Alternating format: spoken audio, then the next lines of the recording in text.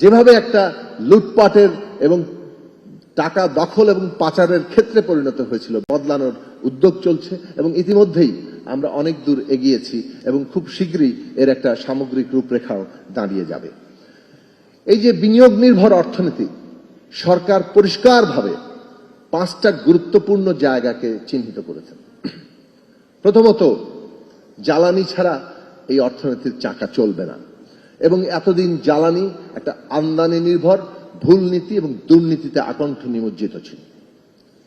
সেইটাকে একটা আত্মনির্ভর জ্বালানিতে রূপান্তরিত করা, দুর্নীতির রাহুগ্রাস থেকে সেখানে মুক্ত করা, তার কাজ প্রাথমিকভাবে সম্পন্ন হয়েছে নীতিগত জায়গা থেকে। কিন্তু সৃষ্টিপ্লেই তার পরিবর্তন হবে না এবং সেই পরিবর্তনগুলোর চেষ্টা চলছে। দ্বিতীয়ত, আর্থিক খাত সংস্কার, যেটা নিয়ে আমাদের মাননীয় মন্ত্রী মহোদয় নিশ্চয়ই বলবেন।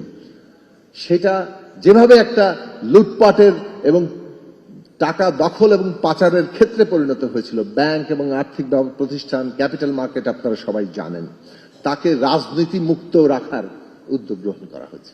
তৃতীয়ত, ডিরেগুলেশন, যেটা এই সরকারের একটা খুবই বৈশিষ্ট্যসূচক দিক, তার এত রকম উদ্যোগ নেওয়া হয়েছে যাতে ব্যবসা বাণিজ্য সাশ্রয়ী হয়, ব্যবসা বাণিজ্য সহজ হয় এবং আমাদের তরুণ উদ্যোক্তারা যারা নতুন, তারা এই নতুন উদ্দীপনায় উদ্যোক্তা হিসেবে এবং দক্ষ কর্মী হিসেবে যুক্ত হন।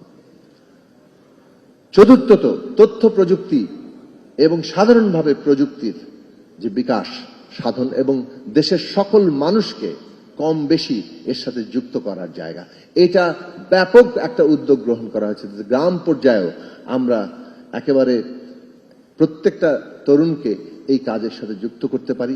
বিদ্যালয় পর্যায়ে, স্কুলের একেবারে প্রাথমিক পর্যায় থেকে তারা এর সাথে পরিচিত হন এবং ধীরে ধীরে দক্ষ হয়ে ওঠেন। এবং পঞ্চমত, দেশের পরিবেশ, প্রকৃতি, নদী, খাল, বিল, সমস্ত আমাদের প্রাকৃতিক আয়োজনটাকে উন্নয়নের সাথে সামঞ্জস্যপূর্ণ এবং তার উপযোগী করা, একটা অভিযোজনের প্রক্রিয়ায় যাওয়া, দখল এবং ধ্বংস থেকে মুক্ত করা, এই প্রত্যেকটি কাজ ভিত্তিটা তৈরি করছে।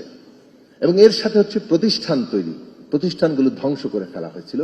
এই প্রতিষ্ঠান এবং এই 5টি কাজ যে ভিত্তিটা তৈরি করবে সেটা হচ্ছে অর্থনৈতিক বিনিয়োগের নতুন নতুন ক্ষেত্র সৃষ্টি, স্পেশাল রিঅর্গানাইজেশন। এটা অত্যন্ত জরুরি, কারণ আমাদের অর্থনৈতিক কয়েকটি ক্ষেত্র, গার্মেন্টস, কিছুটা ফার্মাসিউটিক্যালস, কিছুটা লেদার আটকে গেছে। এর জন্য নতুন লাভজনক বিনিয়োগ ক্ষেত্র সৃষ্টি করা সরকার প্রাধান্য দিয়ে কর নীতি ঠিক করে এর সম্পূর্ণ একটা ব্যবস্থা করছেন। এই কাজ নতুন বিনিয়োগের জায়গা তৈরি করবে। এই কাজ অন্যান্য সামাজিক সুরক্ষা এবং শিক্ষা স্বাস্থ্যের মতো বিনিয়োগের জায়গাকে জোরদার এবং একটা পরিপূরক জায়গায় নিয়ে সামগ্রিকভাবে আমাদের অর্থনীতির রূপান্তর ঘটাবে, যেখানে আমরা এসডিজির লক্ষ্য অর্জন করব।